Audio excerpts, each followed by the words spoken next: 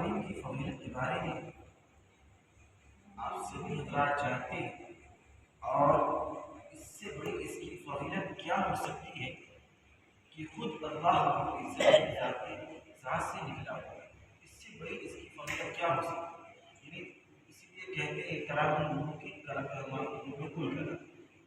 جس اعتبار سے جس کا کلام ہوتا ہے اسی اعتبار سے اس کی اہمیت ہوتی ہے۔ مثال کے طور پر ایک وقت کا ولی یا نبی کریم صلی اللہ علیہ وسلم کی باتیں، یا دنیاوی مثال لے لیجیے، ایک جو پردھان منتری ہو اور چیف منسٹر ہو اس کی بات، تو جس عہدے پر جو فائز ہوتا ہے، جس مرتبے پہ جو فائز ہوتا ہے، اسی اعتبار سے اس کے کلام کو فضیلت حاصل ہوتا ہے۔ اب سوچیے کہ جو احکم الحاکمین ہے، رب العالمین ہے، اس کی ذات سے جو نکلا ہوتا ہے، اس کلام کی اہمیت کیا ہے۔ اسی لیے ساری دنیا کو اللہ رب العزت نے چیلنج بھی کیا، اور ساری دنیا کے سامنے یہ بات رکھی اللہ رب العزت نے، قل ان کنتم فأتوا بسورة من مثله وادعوا شهداءكم من دون الله ان کنتم صادقین۔ اگر تم اس قرآن کو یہ کہتے ہو کہ اللہ رب العزت کا کلام نہیں ہے، یہ میرا کلام نہیں ہے، تو لاؤ اس جیسی کوئی صورت بنا کے لاؤ، وَادْعُوا شُهَدَاءَكُم مِّن دُونِ اللَّهِ، اور فرمایا صورت نہیں بنا سکی تو کوئی آیت مبارکہ ہی بنا کے لاؤ۔ اور میں یہ نہیں کہتا، اللہ رب العزت نے فرمایا کہ تم مددگار نہ بناؤ اکیلے اکیلے لے کر کے، بلکہ تم آ جاؤ اور جس کو بلانا چاہو پوری دنیا کے اندر اس کو بلا لاؤ، وَادْعُوا شُهَدَاءَكُم، اور تم اللہ کو چھوڑ کر جن کی عبادت کرتے ہو، جن کی پرستش کرتے ہو، جن کو بڑا مانتے ہو، سب کو بلا کے، لیکن ایک آیت بنا کے۔ آج 1400 سال گزر گئے، بڑے بڑے فصحاء، علماء، ادبا، شعراء حضرات پیدا ہوئے، بڑے بڑے عربی کے جاننے اور ماننے والے ماہر حضرات پیدا ہوئے، جنہوں نے پوری دنیا میں عربی کا ڈھنکا بنایا، پوری دنیا نے ان کی صلاحیت کو مانا۔ کئی کئی لوگوں نے کئی کئی سال تک، بلکہ کئی کئی مہینوں تک ایک کمرے میں بند ہو کر قرآن کی ایک آیت ایک سورت بنانے کی کوشش کی، لیکن اس سے قاصر رہے، نہیں بنا سکے، اور قرآن کا آج بھی وہ چیلنج موجود ہے۔ قرآن جیسی فضیلت اور قرآن جیسی کتاب اللہ رب العزت نے اس سے پہلے نازل فرمائی ہے۔ 4 کتابیں نازل ہوئی، سب سے مقدس اور سب سے بڑی کتاب اللہ رب العزت نے قرآن مجید نازل فرمایا، اور خود اللہ کے نبی سے فرمایا یہ آپ کی امت کی ذمہ داری بھی نہیں، یا آپ کی ذمہ داری، آپ کسی طرح کا ٹینشن۔ اللہ کے نبی صلی اللہ علیہ وسلم جب جبریل علیہ السلام تشریف لاتے تو جو سکھاتے، جو بتاتے، تو اللہ کے نبی اپنی زبان کو ذرا جلدی حرکت کرتے کہ کوئی آیت بھول نہ جاؤ، کوئی غلطی نہ ہو جائے، تو آیت المبارکہ نازل ہوئی، وَرَتِّلْ كَمَا تُرَتِّلُ، اے نبی صلی اللہ علیہ وسلم، اے حبیب، آپ اپنی زبان لا تحرک به لسانک لتعجل ان علینا جمعه وقرآنه، آپ اپنی زبان کو جلدی جلدی حرکت میں نہ کریں، آپ یہ گمان نکال دیں کہ قرآن کا کوئی سوسا، قرآن کا کوئی آیت یا قرآن کا کوئی نقطہ ادھر سے ادھر ہو جائے، آپ اس کی ٹینشن نہ لیں، آپ اپنی زبان کو جلدی جلدی حرکت نہ کریں، اس کو جمع کرنا، اس کو مرتب کرنا، ایک ایک نقطے کی حفاظت کرنا، اس کو ہم نے نازل کیا ہے، آپ اس کا بھی ٹینشن نہ لیں، ان علینا جمعه وقرآنه، میں نے اس کو نازل کیا ہے، ہم اس کی حفاظت بھی کریں گے، اس کو جمع بھی کرائیں گے، اور اس کی ایک ایک نقطے کی حفاظت کریں گے۔ یہ اللہ کا نزول ہے، انا نحن نزلنا الذکر وانا له لحافظون، یہ قرآن مقدس میں۔ تو اب اس سے آپ سوچیے، کیوں آپ کو ہم بات بتانے کی کوشش کرتے ہیں، وہ یہ ہے کہ افضل الانبیاء، سردار انبیاء، خاتم النبیین، خاتم الرسول، تمام کائنات کو بنایا، سجایا، سنوارا گیا، جس میں صدقے بھی، یعنی اس سے میری مراد احمد مصطفیٰ کے والد خدا محمد عربی صلی اللہ علیہ وسلم کی ذات اقدس ہے۔ یعنی شعر نے کہا لا ثناء کما کان حقا، خدا بزرگ قصہ، وہ شاعر نے کہا بھلا میرا قاصد زبان میری عالم محمد کی عظمت بتاؤں میں کیسے، اے محبوب رب امام الرسول وہ فضائل مکمل سناؤں میں کیسے۔ بڑے بڑے شعراء نے تعریف کی، وحسن من کا لم طرقت عینی واجمل من کا لم تلد النساء، بہت ساری فضیلت ہمارے نبی آخر الزمان محمد نبی صلی اللہ علیہ وسلم کی، لیکن جب اس قرآن کو نازل کرنا ہو، اس قرآن کو آپ صلی اللہ علیہ وسلم کے قلب اطہر پر اتارنا تو اللہ رب العزت نے کئی مرتبہ اس قرآن کو نازل کرنے سے پہلے اللہ رب العزت نے محمد عربی صلی اللہ علیہ وسلم کے قلب اطہر کو آب زمزم کے پانی سے یہ سوچو اتنا بڑا مقام فرماتے ہیں کہ جب میرا دل یہ کہتا ہے کہ میں اللہ سے باتیں کروں، میں نماز پڑھنا شروع کر دیتا ہوں، اور میرا دل جب یہ کہتا ہے کہ خود رب کائنات احکم الحاکمین اور العالمین شہنشاہوں کا شہنشاہ مجھ سے کلام کرے تو قرآن پاک اس کی فضیلت اس سے بڑی کیا ہو سکتی ہے؟ نہ اس کی فضیلت کوئی بیان کر سکتا ہے۔ ہمیں چاہیے کہ اسی وجہ جتنے بھی علوم ہیں، جتنی بھی چیزیں ہیں، کچھ بھی حاصل کر ہر ایک کا ماخذ قرآن مجید۔ آپ صلی اللہ علیہ وسلم کی پوری سیرت، پوری زندگی پورا کا پورا قرآن۔ کسی نے پوچھا اما عائشہ صدیقہ رضی اللہ تعالیٰ عنہا سے کہ آپ یہ بتائیں قرآن کیا ہے، آپ صلی اللہ علیہ وسلم کے اخلاق کیا ہے؟ فرمایا کیا قرآن نہیں پڑھتے یعنی پورا کا پورا قرآن آپ صلی اللہ علیہ وسلم کے اخلاق ہے، قرآن ایک اجمال ہے، آپ صلی اللہ علیہ وسلم کی زندگی اس کی تفصیل ہے۔ تو ہمیں ہر ایک کو جڑنا چاہیے قرآن مقدس سے۔ قرآن مقدس صرف اس وجہ سے نہیں نازل ہوتی ہے کہ ہم اس کو پڑھ کر کے تعارف بند کر کے رکھ اسی خیر من تعلم القرآن وعلمہ، اور بھی جتنی فضیلتیں آئی ہیں اس بارے میں اکثر علماء اس بات کے قائل ہیں کہ قرآن کو سمجھنے کے بارے میں، قرآن کو پڑھنے کے بارے میں آئی ہی ہے، قرآن کو سمجھنا بھی انسان پر واجب و ضروری ہے۔ قرآن کو آدمی کتنی سو کے چلا جاتا ہے، ہم کنٹینیو کے چلا جاتا ہے، 4 سال 10 سال اس سے اچھی خاصی کوئی بھی لینگویج حاصل ہو جاتی ہے، لیکن 55 سالہ زندگی ہو گئی، 50 سالہ زندگی ہو گئی، جو سب سے اہم چیز تھی، جو آخرت کو بنانے والی چیز تھی، جو ہماری شریعت کا موجب تھا، جو ہمارے شریعت کا ماخذ تھا، ہم اس کو حاصل نہیں کرتے۔ اور ہمارے نوجوان طبقہ بھی قرآن سے دور ہے، ہر ایک طبقہ اگر ہم قرآن کو صحیح طریقے سے پڑھتے اور قرآن پر عمل کرتے تھے، قرآن کی کچھ چیزوں پر نصیحت حاصل کرتے، پوری دنیا ہمارے پاس، لیکن ہم نے قرآن کو بھی چھوڑا اور قرآن کو سیکھنے کی ہمیں ضرورت بھی محسوس نہیں کی۔ تو آج الحمدللہ مجھے شرف حاصل ہوا ہے کہ میں آپ کے سامنے قرآن کی کچھ آیتوں کا ترجمہ کروں کہ اس کی فضیلت تو بہت ہے، اس سے پہلے بہت کچھ کہنا چاہتا تھا لیکن وقت کی نزاکت نہیں کہہ پا رہا۔ تو ایک طرح سورہ فاتحہ سے ابتدا کی جاتی ہے قرآن مقدس۔ سورہ فاتحہ کیا کہہ رہے ہیں؟ سورہ فاتحہ کے بارے میں آتا ہے کہ کسی بھی کتاب کے اندر، کسی بھی امت کے اندر ایسی صورت نہیں لا سکتی، کسی بھی امت کے 7 مثانی کہا گیا ہے، اس کو تمام قرآن کا ایک ماخذ کہا گیا ہے، اس میں ہر چیز اللہ رب العزت نے سمیٹ کر دیا ہے کہ اس کی کیا فضیلت بیان کو اتنا سمجھ سکتے کہ اس جیسی صورت نہ کسی امت میں آئی ہے، نہ کبھی آئے گی، نہ جیسی صورت کہیں موجود ہے۔ یہاں تک کہ آپ اگر اس کو نہ پڑھیں، کوئی بھی رکعت آپ کی قبول نہیں، کوئی بھی نماز قبول نہیں، کوئی بھی کام کرے یا کوئی بھی آپ نماز پڑھنے کی کوشش کریں، آپ کو سورہ فاتحہ پڑھنا واجب ہے،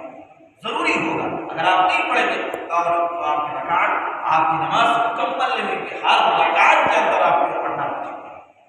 اس کی یہ فضیلت ہے بہت کوئی۔ تو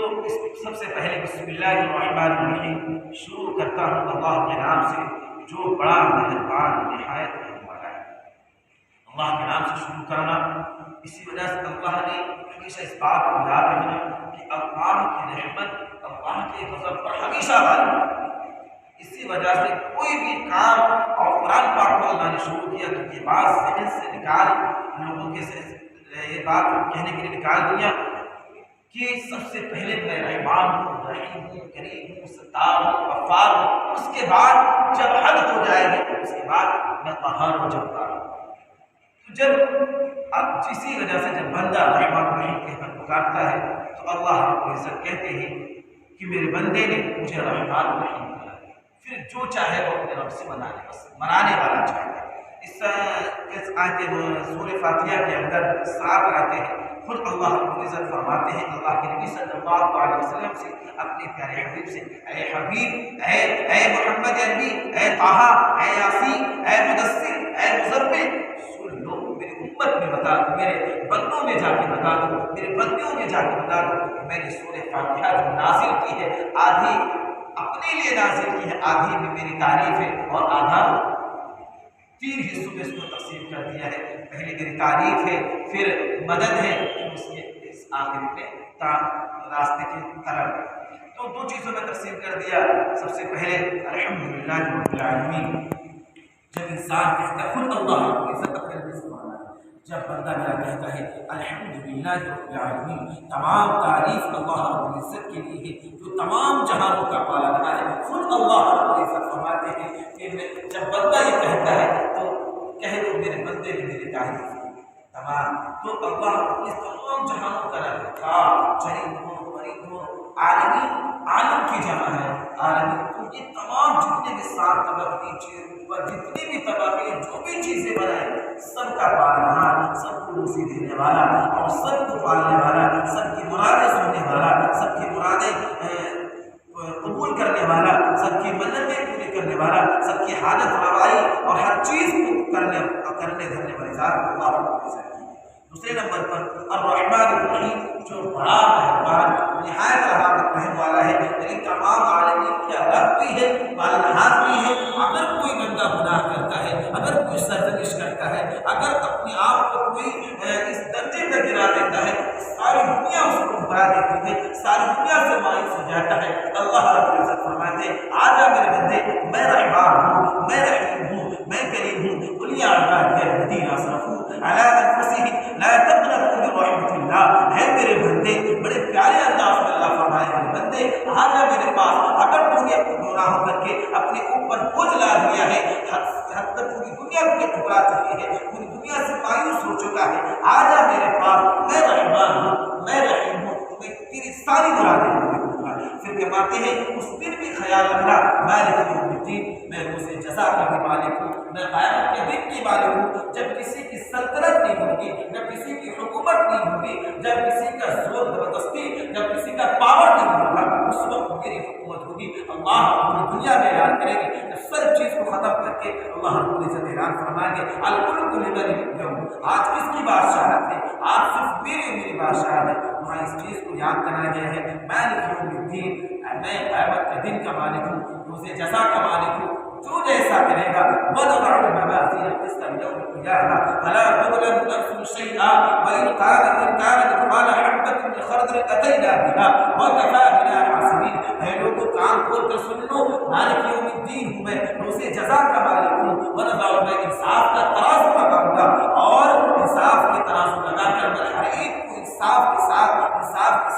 میں اس کا فیصلہ کروں گا۔ اگر کوئی دانے کے برابر نے کسی پر ظلم کیا ہوگا، اگر ایک ناخن کے برابر، ایک رائی کے دانے کے برابر بھی کسی نے کسی پر ظلم کیا ہوگا، اس کا حساب ضرور لیں گے۔ اور وہاں انصاف کے ساتھ ایسا نہیں گھوس چل جائے، ایسا نہیں کسی اعمال کی وجہ سے حسب نسب چل جائے، خوبصورتی چل جائے، ایسا کچھ نہیں ہوگا۔ ہم انصاف کا ترازو لگا کر ہر ایک کو اس کا حق دیں گے۔ اور اللہ رب العزت فرمانے ایسا نہیں میرے اوپر کوئی دباؤ ہوگا، کسی کا کوئی لالچ ہوگی، نہیں، وَكَفَىٰ بِنَا حَاسِبِينَ، میں حساب لینے کے لیے اکیلا ہی کافی ہوں۔ تو اے لوگوں سن لو، میں اس دن کا مالک ہوں جب دنیا کسی طرح کی کچھ بھی، کسی طرح کی کوئی حکومت نہیں ہوگی، نہ آپ پر کوئی حکم چلا سکتا ہے، نہ آپ کو روک سکتا ہے، اس دن کا بھی مالک ہوں اور آج کا دن بھی مالک ہوں۔ یہ 3 آیتیں اللہ رب العزت کے لیے خاص ہیں، جو ہم دوسرا اس میں بیان کی گئی۔ اللہ رب العزت خود فرماتے ہیں کہ یہ 3 آیتوں کے اندر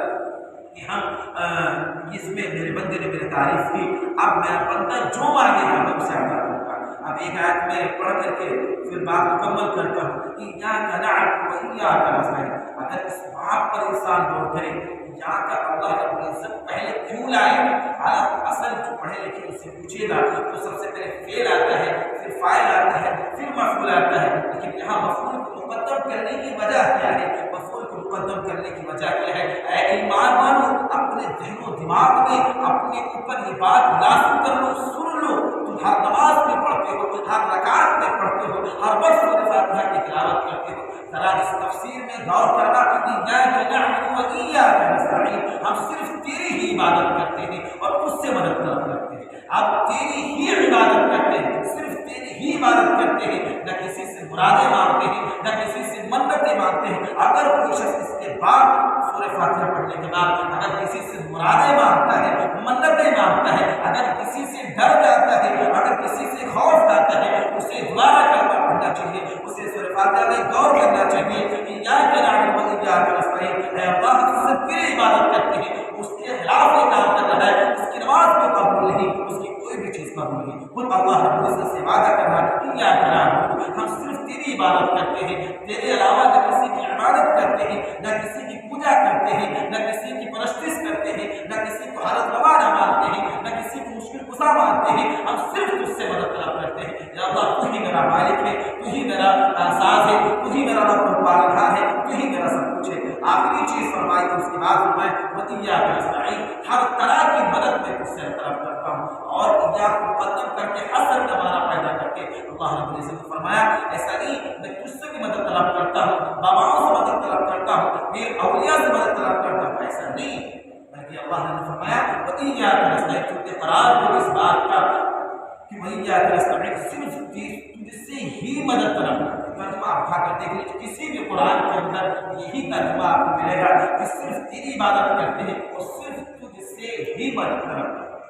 اگر اس کے برخلاف رہتا ہے کہ سارے جگہ کو نہیں یقین تھا، آج ہم اپنے ماحول کو دیکھتے ہیں، آج ہم